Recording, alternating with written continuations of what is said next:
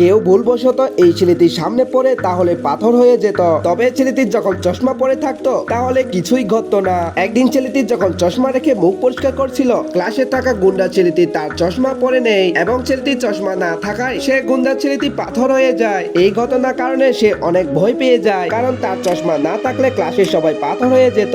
ছেলেটি যখন চোখ বন্ধ করে হাঁটছিল তখন পিছন থেকে তার বন্ধু চলে আসে, তাই তিনিও পাথর হয়ে যায়। চশমা না থাকায় তার সামনে যে কেউ গেলে পাথরে পরিণত হতো, এমনকি পুরো ক্লাসরুমে তার কারণে সবাই পাথরে পরিণত হয়ে পড়ে। ধীরে ধীরে এর ক্রমশ সংখ্যা বাড়তে থাকে। তখনও ছেলেটির চশমা পাওয়া যাচ্ছিল না, আর কোনো উপায় না পেয়ে ছেলেটি হল রুমে চলে আসে। দরজাটি যখন লক করছিল তখন পিছন থেকে একটি মেয়ে আওয়াজ পায় এবং ছেলেটি বলে, তুমি যদি বাঁচতে চাও তাহলে আমার সামনে থেকে চলে যাও, কারণ আমার চোখে পড়লে তুমিও পাথর হয়ে যাবে। এই শুনে মেয়েটি অনেক ভয় পেয়ে যায় এবং হল রুম থেকে বেরিয়ে আসে।